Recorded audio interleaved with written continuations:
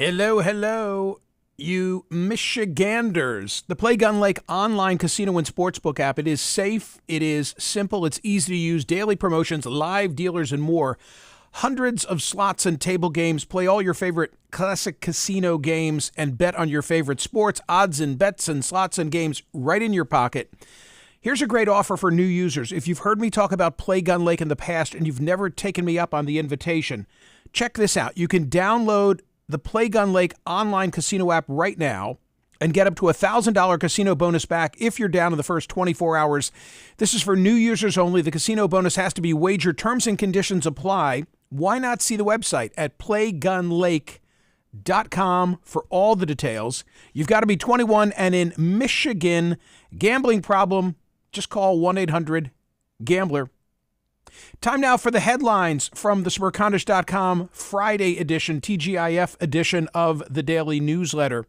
The Kennedy story is of interest to me. For our thumbnail, I think we said Camelot is complicated. Camelot is complicated. I say this because you had any number of the Kennedy family members in Philadelphia yesterday appearing with President Biden and making it, quote unquote, crystal clear that he's their guy and not their sibling or relative. From the ABC affiliate here in Philadelphia, President Biden accepted endorsements from at least 15 members of the Kennedy political family during a campaign stop Thursday in Philadelphia, as he aims to undermine Donald Trump and marginalize the candidacy of independent Robert F. Kennedy Jr., Kerry Kennedy, a daughter of former Attorney General Robert F. Kennedy, meaning niece of former President John F. Kennedy, sister of the current presidential candidate, delivered the endorsement and called Biden, quote unquote, my hero. She said, we want to make it crystal clear our feelings that the best way forward for America is to reelect Joe Biden and Kamala Harris for 4 more years. She never directly mentioned her brother, but insisted there are only 2 candidates with any chance of winning the presidency this year, framing the campaign as a choice between Biden and Trump with no room for a third-party contender. This story got a lot of attention. 5 of R.F.K. Jr.'s other siblings, Rory Kennedy, Joseph Kennedy II, Kathleen Kennedy, Townsend, Christopher Kennedy, and Maxwell Kennedy Sr. were all on that stage. I said to TC, how many children did RFK have? You think you know the answer. I think it's 11. 11. I think he had 11. So of the 11, 6 were on that stage. That's pretty good. And I have to say, I loved your thumbnail, because don't we always say here, we say about every single situation, so families true. are complicated, families are complicated. This is, quote unquote, just a family. And of course, it's not just a family. It is so much more than that with the history. But at the core of it, it is still just a family. So I find that really, really interesting. If you were running for president, as a third-party candidate, are there any circumstances where Colbert and Christie are, on a stage with your opponent? No. Zero chance. Wouldn't they just sit it out? Zero. I mean, it's one thing not to be supportive. What are you talking about? Yeah, right. I mean, you would hope that they would be for you. I mean, a lot of them, I think like half of them on the stage have jobs that are tied to Joe. So, I kind of see that. But wouldn't you, at a minimum, don't say anything. Don't say anything. Right. Just don't say anything. Again, this goes back to our mothers. If you can't say something nice, don't say anything at all. Isn't that what wouldn't that be good? I don't know. So via his social media, Bobby says, I hear some of my family will be endorsing President Biden today. I am pleased they are politically active. It's a family tradition. We are divided in our opinions, but united in our love for each other. I hold this as a possibility for America, too. Can we disagree without hating our opponents? Can we restore civility and respect public discourse? I think we can. My campaign, which many of my family members are working on and supportive of, is about healing America, healing our economy, our chronic disease crisis, our middle class, our environment, and our standing in the world as a peaceful nation. But this will only happen if we heal our national conversation and move from rage and fear into love and respect. I like that message. I think that was a very nice way of pivoting and saying, yeah, okay, we've got our differences, but, we can do it civilly. Yeah, but do you really think that they love each other? I mean, are we really going to have Thanksgiving with the whole Kennedy clan? No, I believe they love each other. Yeah, I do. Okay, I do. But can you get past that? Can you get past them standing on stage with the? I don't know. I don't know. By the way, this news comes on a day, and of course we have this story in the newsletter as well. We have it from the Detroit News that Robert F. Kennedy Jr. says he has secured a position on the Michigan ballot as the Natural Law Party nominee.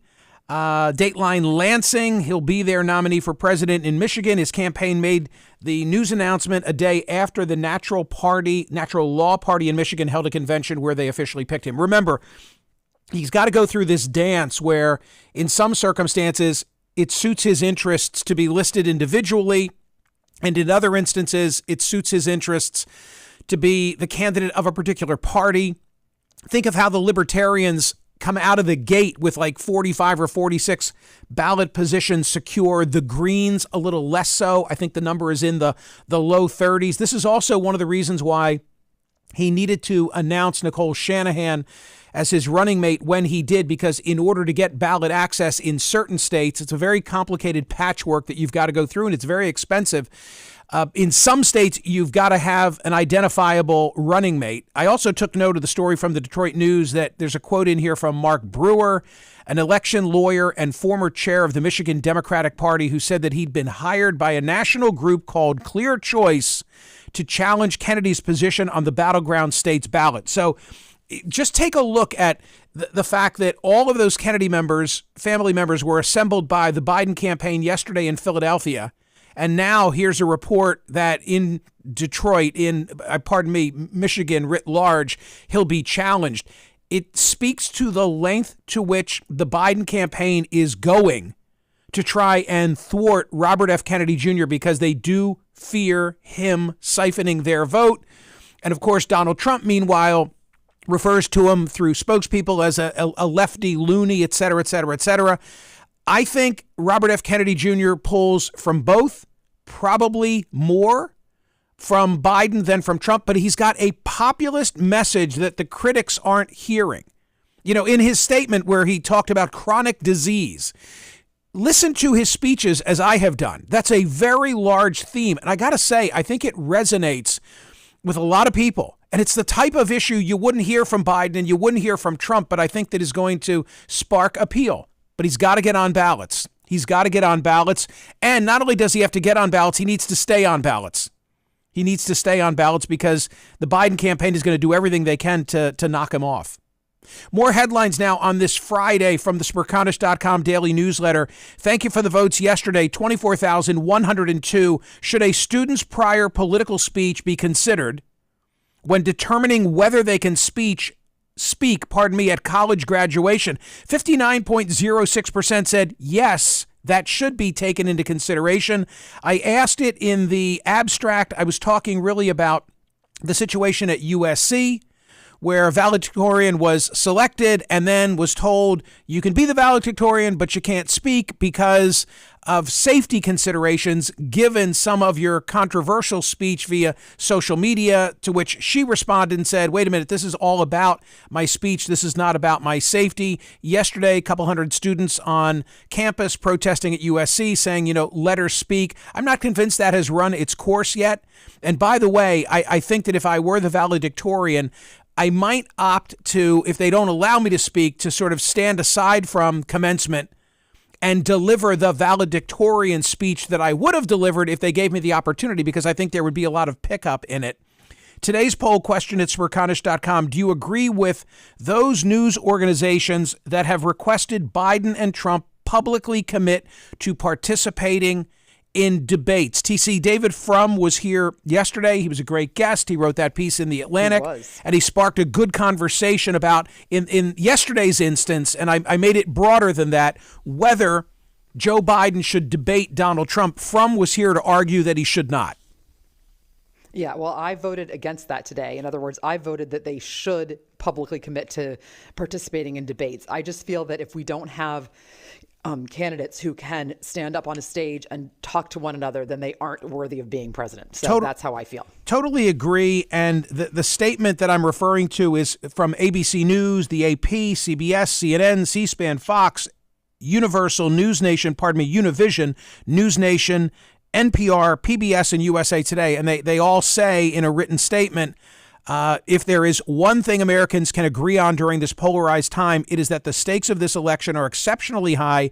Amidst that backdrop, there is simply no substitute for the candidates debating with each other and before the American people their visions for the future and our nation. David Frum, in the piece that he published in The Atlantic, said you're going to normalize Joe Biden. Pardon me. You're going to normalize Donald Trump if Joe Biden stands on a debate stage next to him. And in the piece that he wrote for The Atlantic, he said, imagine this scene. Yeah. Imagine a presidential debate. President Biden, you could hear the moderator say, we'll get to Mr. Trump's alleged violent coup in a moment, but in this segment, we are discussing food prices.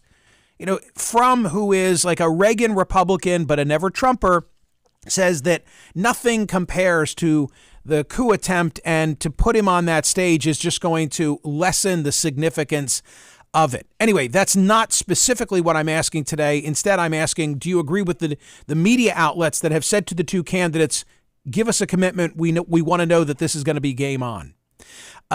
Taylor Swift, explain this one to me. So she dropped what, a double album? Right. So we knew that the Tortured Poets Department was coming last night, this morning at midnight. So that was not the surprise. That was hugely anticipated and very exciting. The surprise came at 2 a.m. when she wrote on Instagram that it's actually a secret double album. So 15 extra songs. Everybody is freaking out. As is usually the case, people stayed up till midnight and after and listen to the whole thing. That's what people like the Swifties do.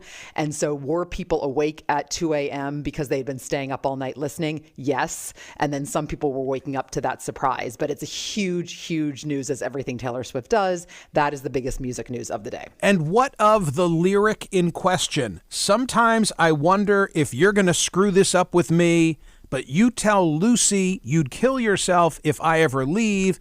And I had said that to Jack about you, so I felt seen. Oh my! There you go. See, let the analysis start. I'm spending all my time on whether Iran is going to retaliate against Israel, and whether that's not what people are talking about and today. whether the day will end with 6 alternates being selected in the Trump trial, so that the opening statements can be on Monday. This is what the country is into. The world. Did her ex-boyfriend cheat on her? We need to know. Well, it reminds me of the charter school teacher who's on the jury, at least as of when court begins today, who said that she wasn't aware of the fact that there were other prosecutions of Donald Trump. And I say to myself, well, what is she paying attention to? I guess she's paying attention to, Jack in the lyrics. To look, God bless everybody who's wrapped up in this. I wish I were wrapped up into something like this. Right. I'm wrapped up into Curb Your Enthusiasm. Dickie Betts is gone, and of all the coverage of the Allman Brother Band member, the author of Ramblin' Man, among other things, I particularly liked a USA Today story today, which had an old interview with him, just a couple of years old, really insightful. Dickie Betts passed away peacefully, surrounded by loved ones in Sarasota County, Florida, just off the Highway 41 he sings about in the Allman Brothers' best-known song. Check out that interview. Pink Floyd, Dark Side of the Moon, about to reach a milestone. This is unbelievable. Okay, so here's the story on Dark Side of the Moon. It returns to the Billboard 200 this week.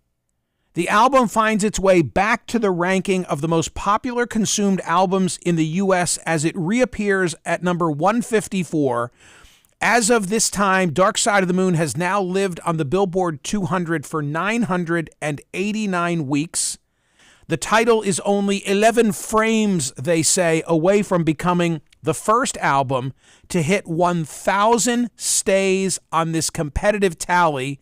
Dark Side of the Moon has held the honor of being the longest charting album of all time on the Billboard 200 for many years now.